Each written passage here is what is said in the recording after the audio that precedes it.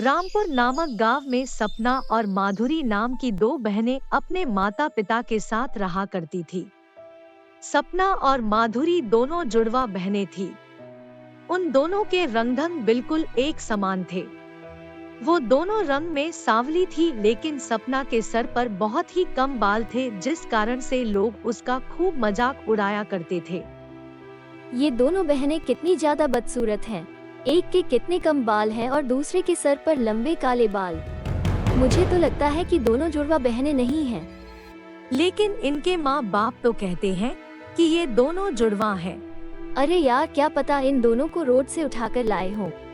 इनके माँ बाप इनको कपड़े भी ऐसे पहनाते हैं, बिल्कुल फटे पुराने, मानो कहीं से मांग कर लाए हों। दोनों बहनों को उन औरतों की ऐसी बातों से बहुत गुस्सा आता है, लेकिन वो दोनों बहुत ही शांत थी, क्योंकि उनके माता पिता ने उनको अच्छी सीख दी थी। ऐसे ही एक दिन अचानक तेज बारिश होती है। बारिश में सपना और माधुरी के पिता घर आ रहे होते हैं, लेकिन तभी उनके ऊपर एक बिजली गिरती है और मौके पर ही उनकी मौत हो जाती है। जब इसकी खबर उनकी माँ को लगती है, तो उन लोगों का तो रो रो कर बुरा हाल हो जाता है।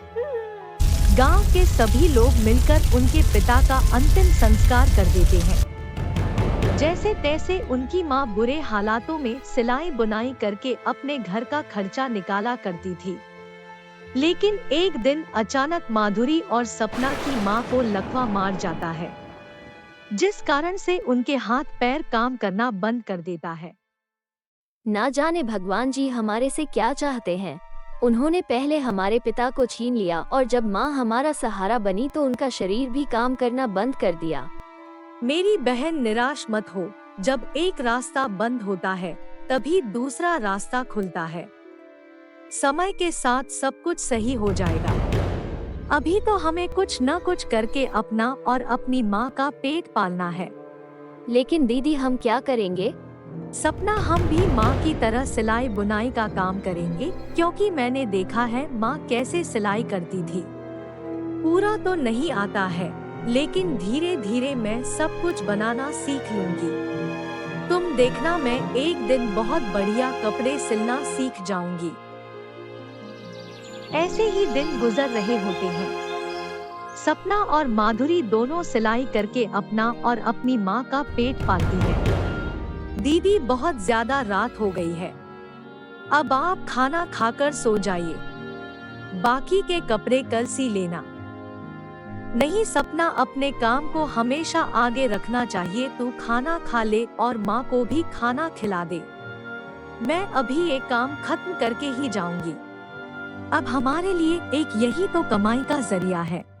ठीक है दीदी, मैं भी जल्दी से आपके साथ काम करवा लेती हूँ। फिर उसके बाद हम दोनों साथ में खाना खाएंगे। वैसे भी मैंने माँ को खाना खिला दिया है और वो दवाई खाकर सो भी गई है। ऐसे ही 5 साल बीत जाते हैं और पता ही नहीं चलता। लेकिन पैसों की तंगी के कारण सपना और माधुरी की माँ की हालत पहले की तरह ही रहती है, क्योंकि उन दोनों के पास इतना पैसा नहीं था कि वो अपनी माँ का एक अच्छा इलाज करवा पाए। ऐसी ही एक दिन पड़ोस में रहने वाले रेशमा काकी आती है और बोलती है, माधुरी बिटिया कहाँ पर हो? इधर आओ। मैं तो सुप्रिया का लहंगा लेने आई थी। कल उसकी बारात है। मैंने सोचा पहले से ही लेकर रख लूं। मेरी बेटी मेकअप करवाने के लिए पार्लर में जाएगी। रेशमा काकी सपना से बात कर रही होती है, तभी माधुरी आ जाती है। काकी, लहंगा तो बिल्कुल तैयार है, रुको मैं अभी लेकर आती हूँ। माधुरी सुप्रिया का लहंगा ले आती है और रेशमा काकी को दे देती है। अरे शादी में आ रही हूँ ना तुम दोनों बहनें। तुम दोनों की माँ बेचारी लाचार है, नहीं तो वो भी आ जाती। काकी, आप चिंता मत करो माँ, नहीं तो क्या हुआ, हम दोनों बहनें तो दीदी की शादी में आएंगे ही। हाँ, लेकिन जरा अच्छे कपड़े पहन कर आना। पता चले कोई फटे पुराने कपड़े पहन कर आ जाओ। बहुत दूर से आ रही है बारात। मैं नहीं चाहती कि कुछ बेकार हो जाए और मेरी बेटी की बारात वापस चली जाए। थोड़ी मेरी इज्जत रख लेना। और हाँ, किसी लड़के को देखकर लाइन में लग जाना, क्योंकि तुम दोनों बहनों का ब्याह होने से रहा। ना शक्ल अच्छी और ना ही घर बार अच्छा है। तो जरा ध्यान रखना मेरी बातों का। चलती हूँ, बहुत काम है। रेशमा काकी की कड़वी कड़वी बातें सुनकर माधुरी को बहुत बुरा लगता है और उसकी आंखों में आंसू आने लगते हैं। तभी अपने बहन के आंखों में आंसू देख सपना बोलती है।